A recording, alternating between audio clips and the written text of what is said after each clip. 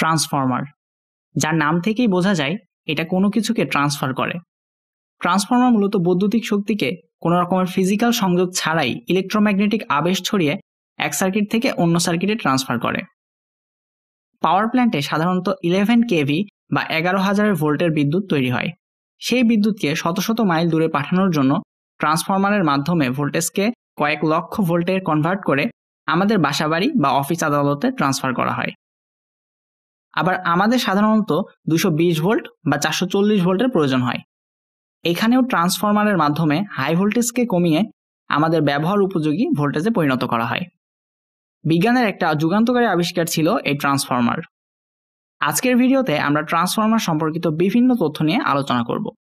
Transformer কি, transformer কত প্রকার, কিভাবে কাজ করে, কোথায় ব্যবহার করা হয়, কিভাবে ট্রান্সফরমার ভোল্টেজ বাড়ায় বা কমায় ইত্যাদি আরও বিভিন্ন রকমের বিষয় নিয়ে আলোচনা করব আজকের ভিডিওতে। ভিডিওটি শুরু করার আগে আপনাদের কাছে ছোট্ট একটা রিকোয়েস্ট, আপনারা না টেনে ভিডিওটি সম্পূর্ণ দেখবেন।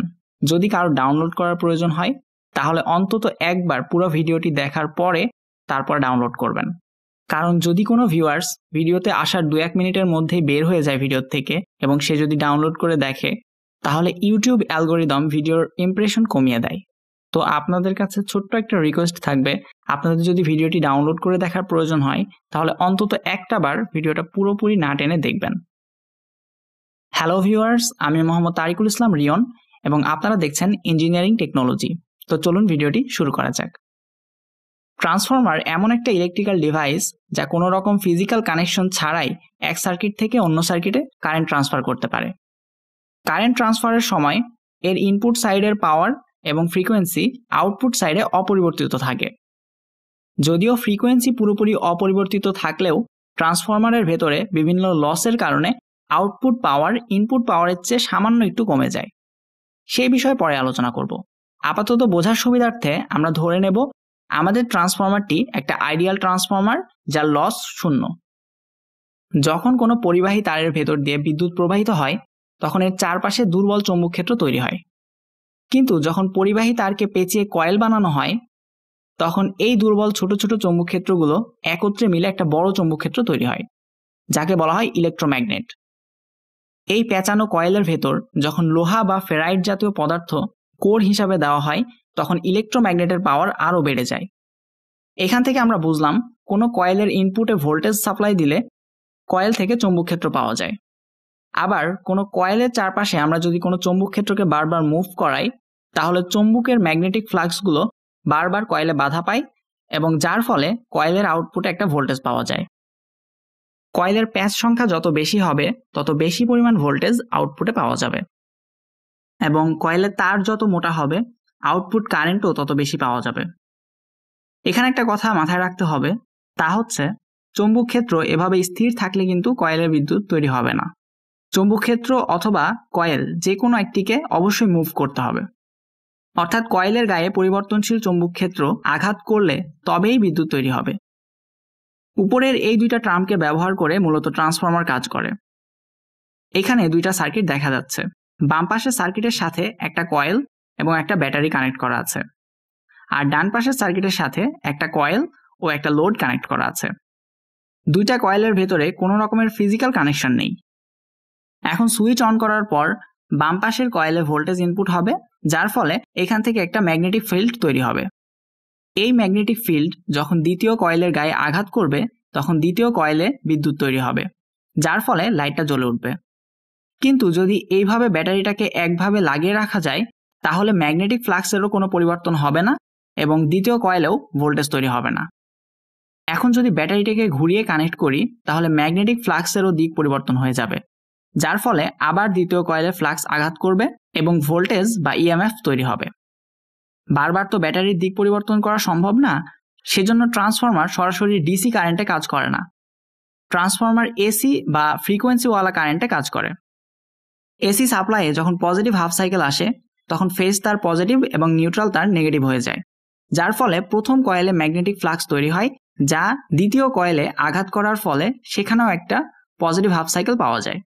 আবার এসি নেগেটিভ হাফ সাইকেলের সময় তারের পজিটিভ নেগেটিভ পরিবর্তন হয়ে যায়, যার ফলে চৌম্বক ক্ষেত্রেরও দিক পরিবর্তন হয়ে যায়।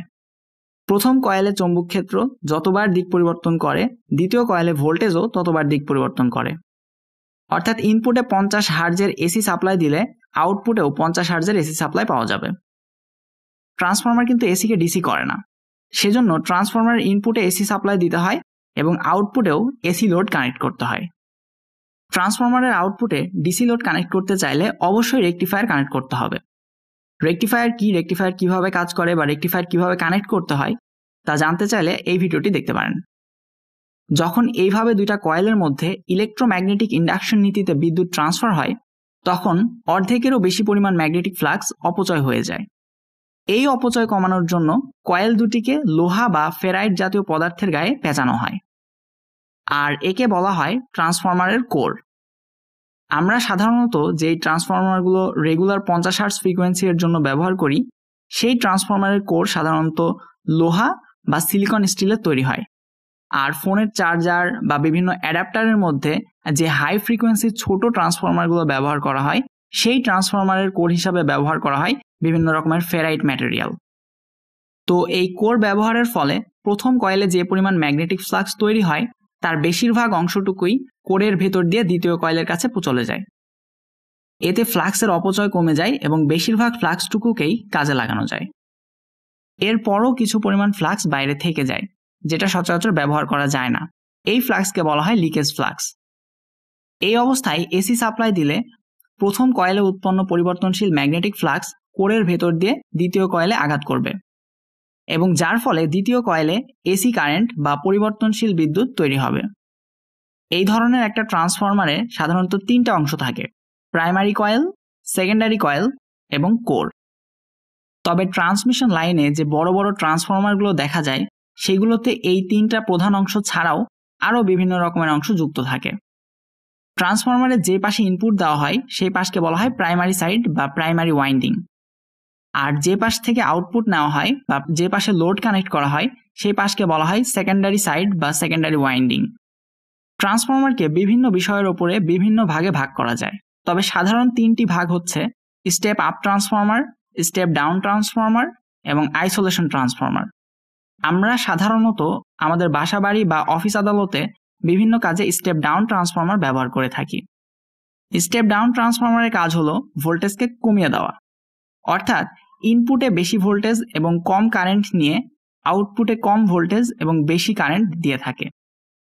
ট্রান্সফরমারের ইনপুটে কত ভোল্টেজ দিলে আউটপুটে কত ভোল্টেজ পাওয়া যাবে তা নির্ভর করে কয়েলের পাক সংখ্যার উপর, আর ইনপুটে কত কারেন্ট দিলে আউটপুটে কত কারেন্ট পাওয়া যাবে তা নির্ভর করে কয়েলের তার কতটা মোটা সেই বিষয়ের উপর।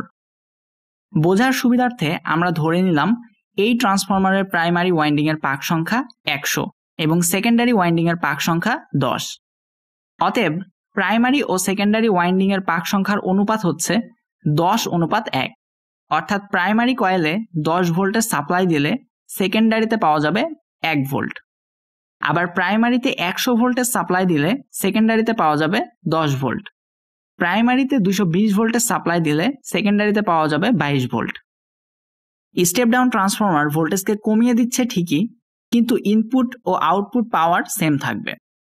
অর্থাৎ মনে করি এই ট্রান্সফরমারের প্রাইমারিতে 220 ভোল্ট 1 অ্যাম্পিয়ার কারেন্ট সাপ্লাই দেওয়া হচ্ছে, তাহলে এর প্রাইমারি সাইডের ওয়াট হবে 220 volt into 1 ampere is equal to 220 watt. একটা ভালো মানের ট্রান্সফরমারের ক্ষেত্রে ইনপুট পাওয়ার এবং আউটপুট পাওয়ার প্রায় কাছাকাছি থাকবে। আমাদের এই ট্রান্সফরমারের ইনপুট পাওয়ার যেহেতু 220 ওয়াট, তাহলে আউটপুট পাওয়ারও হবে 220 ওয়াট। যেহেতু আউটপুটে 22 ভোল্ট পাওয়া যাচ্ছে, তাহলে আউটপুট কারেন্ট হবে 220 ওয়াট ভাগ 22 ভোল্ট সমান সমান 10 অ্যাম্পিয়ার। অর্থাৎ স্টেপ ডাউন ট্রান্সফরমারের ক্ষেত্রে ইনপুট ভোল্টেজ বেশি এবং কারেন্ট কম, আর আউটপুট ভোল্টেজ কম এবং কারেন্ট বেশি, তাই পাওয়ার উভয় পাশেই সেম থাকবে। স্টেপ ডাউন ট্রান্সফরমার আমরা সবচেয়ে বেশি ব্যবহার করে থাকি। আমাদের নিত্য প্রয়োজনীয় বিভিন্ন সার্কিটে অল্প ভোল্টেজের প্রয়োজন হয়, সেই ক্ষেত্রে স্টেপ ডাউন ট্রান্সফরমার ব্যবহার করে 220 ভোল্টকে 12 ভোল্ট, 24 ভোল্ট বা বিভিন্ন প্রয়োজনীয় ভোল্টেজে সেট করা হয়। আবার আমাদের বাসার আশেপাশে যে ট্রান্সফরমারগুলো থাকে সেগুলো 11,000 ভোল্টেজকে স্টেপ ডাউন করে 220 ভোল্ট অথবা 440 ভোল্টে রূপান্তর করে। এবার আসি স্টেপ আপ ট্রান্সফরমারের ক্ষেত্রে। স্টেপ আপ ট্রান্সফরমারের কাজ হচ্ছে ভোল্টেজকে বাড়িয়ে দেওয়া। স্টেপ আপ ট্রান্সফরমারের প্রাইমারি ওয়াইন্ডিং এর পাক সংখ্যা সেকেন্ডারি ওয়াইন্ডিং এর পাক সংখ্যার চেয়ে কম হয়। বোঝার সুবিধার্থে আমরা ধরে নেই প্রাইমারিতে পাক সংখ্যা 10 এবং সেকেন্ডারিতে পাক সংখ্যা 100। অর্থাৎ স্টেপ আপ ট্রান্সফরমার পুরোই স্টেপ ডাউন ট্রান্সফরমারের বিপরীত। তাহলে ইনপুট এবং আউটপুট ওয়াইন্ডিং এর অনুপাত হবে 1:10। অর্থাৎ ইনপুটে 1 ভোল্ট দিলে আউটপুটে 10 ভোল্ট পাওয়া যাবে। আবার ইনপুটে 22 ভোল্ট দিলে আউটপুটে পাওয়া যাবে 220 ভোল্ট। স্টেপ আপ ট্রান্সফরমারের ইনপুটে অল্প ভোল্টেজ দিতে হয়, সেজন্য ইনপুটের পাক সংখ্যা কম থাকে। যেহেতু পাক সংখ্যা কম, তার মানে এর রেজিস্ট্যান্সও কম, আর রেজিস্ট্যান্স কম হওয়ার কারণে এর ভিতর দিয়ে বেশি পরিমাণ কারেন্ট প্রবাহিত হয়। সেজন্য স্টেপ আপ ট্রান্সফরমারের প্রাইমারি ওয়াইন্ডিং এর তার একটু মোটা রাখতে হয়। আমরা একটু আগেই জেনেছি পাক সংখ্যা বাড়লে ভোল্টেজ বাড়ে, সেজন্য স্টেপ আপ ট্রান্সফরমারের সেকেন্ডারি ওয়াইন্ডিং এর পাক সংখ্যা বেশি থাকে। আর ট্রান্সফরমারের ক্ষেত্রে ভোল্টেজ বাড়লে কারেন্ট কমে যায়। যেহেতু কারেন্ট কমে যায়, সেজন্য সেকেন্ডারি কয়েলের তার একটু চিকন হয়ে থাকে। এখানে একটা প্রশ্ন আসতে পারে যে ভাইয়া, আমরা তো জানি ভোল্টেজ বাড়লে কারেন্টও বেড়ে যায়, কিন্তু এইখানে ভোল্টেজ বাড়লে কারেন্ট কমে যাচ্ছে কেন? আসলে কোনো লোডের ক্ষেত্রে যদি ইনপুট ভোল্টেজ বাড়ানো হয়, তাহলে এর ভেতর দিয়ে বেশি পরিমাণ কারেন্ট প্রবাহিত হতে পারে। এই ক্ষেত্রে মোট পাওয়ারটাও বেড়ে যায়। অর্থাৎ কোনো লোডের ক্ষেত্রে ইনপুট ভোল্টেজ বাড়লে কারেন্টও বেড়ে যায়। কিন্তু ট্রান্সফরমারের ক্ষেত্রে মোট পাওয়ার বাড়ে না। ট্রান্সফরমারের ইনপুট ও আউটপুট পাওয়ার প্রায় সেম থাকে। এজন্য ট্রান্সফরমারের আউটপুট ভোল্টেজ যত বাড়ানো যায়, পাওয়ারকে সেম রাখার জন্য কারেন্টের মান তত কমতে থাকে। ভোল্টেজের সাথে সাথে কারেন্টও যদি বেড়ে যায়, তাহলে তো মোট পাওয়ারও বেড়ে যাবে। কিন্তু এটা তো অসম্ভব, কারণ ট্রান্সফরমার তো কোনো ম্যাজিক্যাল ডিভাইস না যে এর ইনপুটে 10 ওয়াট পাওয়ার সাপ্লাই দিলে এটা 20 ওয়াট আউটপুট দিতে পারবে। ট্রান্সফরমার ভোল্টেজকে স্টেপ আপ করুক অথবা স্টেপ ডাউন করুক, সবসময় ইনপুট এবং আউটপুট পাওয়ার সেম থাকবে। ট্রান্সফরমারের বিভিন্ন লসের কারণে ইনপুটের তুলনায় আউটপুট পাওয়ার কিছুটা কমে যেতে পারে, কিন্তু কখনোই বাড়বে না। এবার আসি আইসোলেশন ট্রান্সফরমারের ক্ষেত্রে। এই ট্রান্সফরমার ভোল্টেজ বাড়ায়ও না, আবার কমায়ও না। আবার এর প্রাইমারি ও সেকেন্ডারি ওয়াইন্ডিং এর পাক সংখ্যা এবং তারের গেজ নাম্বারও সেম থাকে। অর্থাৎ এর ইনপুটে যদি 220 ভোল্টের এসি সাপ্লাই দেওয়া যায়, তাহলে আউটপুটেও 220 ভোল্ট এসি সাপ্লাই পাওয়া যাবে। এই ট্রান্সফরমারটা মূলত নয়েজ ক্যান্সেলেশনের কাজে ব্যবহার করা হয়। এটা কিছুটা ফিল্টারের মতো কাজ করে। লাইনের মধ্যে যখন অনাকাঙ্ক্ষিত ভোল্টেজ স্পাইক আসে বা কোনো নয়েজ চলে আসে, তখন এই ট্রান্সফরমারের সেকেন্ডারিতে সেই নয়েজটা অনেকটাই কমে যায়। যেসব সার্কিট খুব সেন্সিটিভ হয়, যেখানে নয়েজ গেলে অনেক সমস্যা হতে পারে, সেই ধরনের সার্কিটে আইসোলেশন ট্রান্সফরমার ব্যবহার করা হয়। একটা ট্রান্সফরমারে সাধারণত 4টা তার থাকে, 2টা ইনপুট তার এবং 2টা আউটপুট তার। তবে এমন অনেক ট্রান্সফরমার আছে যেগুলোর ইনপুটে 2টা তার থাকলেও আউটপুটে অনেকগুলো তার থাকে। এর কারণ হচ্ছে এই ধরনের ট্রান্সফরমারের সেকেন্ডারিতে বিভিন্ন ধরনের ভোল্টেজ পাওয়া যায়। যেমন এটা একটা 12-0-12 ট্রান্সফরমার।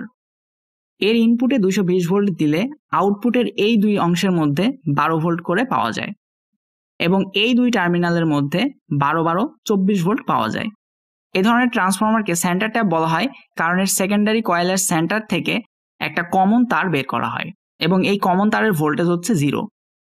এই 0-র সাপেক্ষে উপরের তারটার ভোল্টেজ +12 এবং নিচের তারের ভোল্টেজ -12।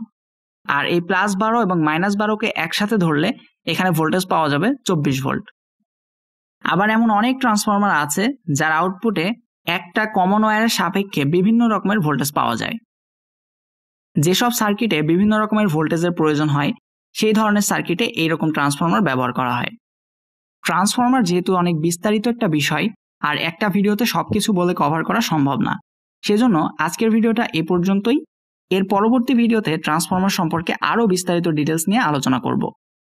ভিডিওটি যদি ভালো লেগে থাকে তাহলে অবশ্যই একটা লাইক, কমেন্ট এবং চ্যানেলটি সাবস্ক্রাইব করে পাশে থাকা বেল আইকনটি অল করে দিন, যেন পরবর্তীতে আমার আপলোড করা প্রত্যেকটা ভিডিও সবার আগে আপনার কাছে পৌঁছে যায়। আজকের মতো এ পর্যন্তই। সবাই ভালো থাকবেন, সুস্থ থাকবেন। আল্লাহ হাফেজ।